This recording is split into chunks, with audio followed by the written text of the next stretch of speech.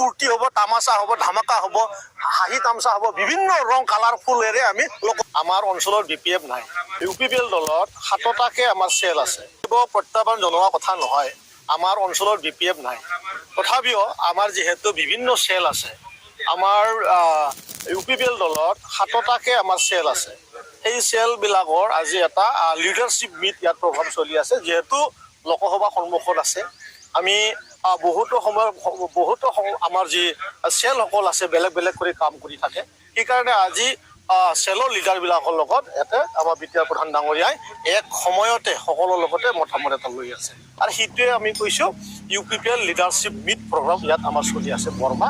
উদ্দেশ্য এটাই, লোকসভা ইলেকশ্যনৰ আমি BJP আৰু UPPL মিলি পেলাই কমচে কম 9 লাখ ভোট লোৱা যি আমাৰ উদ্দেশ্য, ইয়াক সফল ৰূপ দিয়াৰ কাৰণে সকলো শ্ৰেণীৰ চেলকে নিজৰ মানে হাৰ্ট এণ্ড ছইলেৰে কাম কৰাৰ এটা নিৰ্দেশ ইয়াত জাৰি। এই কোকৰাঝাৰ সমষ্টিত BPF নাই। আমি বহুতবাৰ কৈছোঁ BPF মানুহৰ মুখত এনে এটা দুটা মানুহৰ মুখতে চলি আছে।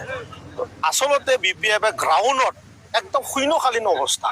তেখেতসকলৰ কেইটামান লিডাৰ আছে, যোৱা সময়ত যিবিলাক MLA আছিলে, EM আছিলে, তেখেতসকলৰ মুখতে BPF আছে। ৰাইজ BPFৰ লোকক কোনো এজনো নাই।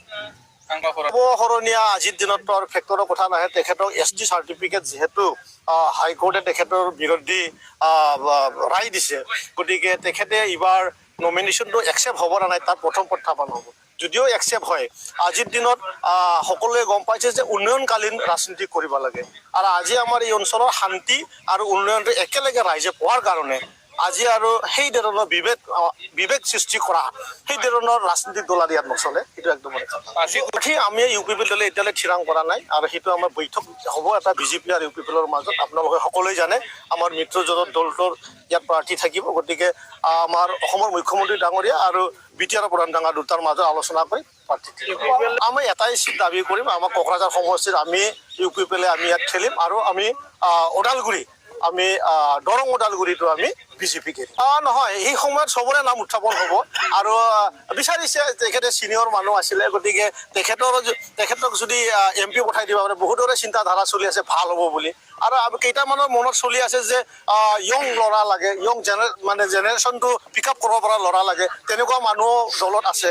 গতিকে দুটাৰ ভিতৰত কোনোবা এফালে যাব, এইটো কোনে চৰ্চা কৰিছে এতিয়ালৈ আমি গম নাপাওঁ। কিন্তু এটা কথা, যদি ছিনিয়ৰ মানুহ যায়, ৰাইজৰ এনেকুৱা মন থাকে যে সেইটো ভাল হ'ব নেকি। আৰু আমি অলপ আগতে কৈছোঁ নতুন জেনেৰেশ্যন মানুহ বিচাৰাও বহুত মানুহ আছে। উইথিন দ্য ফেব্ৰুৱাৰী লাষ্ট মূল যুঁজখন আমাৰ ইয়াত যুঁজ কৰিব লগাৰ দ্বিতীয় পাৰ্টি নাই।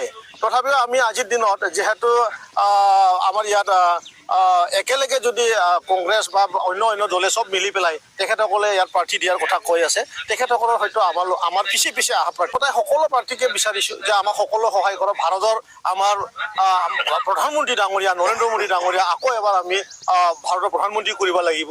তেখেতৰ কাম কাজ চাই পেলাই বিশ্ব যিহেতু আজি একমত হৈছে, আমি কিয় বেলেগে থাকোঁ। আমিও বিভিন্ন দল সংগঠনৰ বিভিন্ন প্ৰাৰ্থীৰ আমিও সহায় বিচাৰিছোঁ। সকলোৱে এক হৈ পেলাই ভোট দিব লাগে। সেইটোৱে হ'ল ভাৰতৰ প্ৰধানমন্ত্ৰীৰ নামত, নৰেন্দ্ৰ মোদী ডাঙৰীয়াৰ নামত। এতিয়া লোকসভা ইলেকশ্যনটো এটা পূজা ফেষ্টিভেলত ৰূপায়ণ কৰিবলৈ গৈ আছে, এটা উৎসৱ। আমি লোকসভা ইলেকশ্যনটো উৎসৱ হিচাপে গ্ৰহণ কৰিছোঁ। আৰু ইয়াত ফূৰ্তি হ'ব, তামাচা হ'ব, ধামাকা হ'ব, হাঁহি তামচা হ'ব, বিভিন্ন ৰং কালাৰফুলেৰে আমি লোকসভা আদৰিবলৈ গৈ আছোঁ।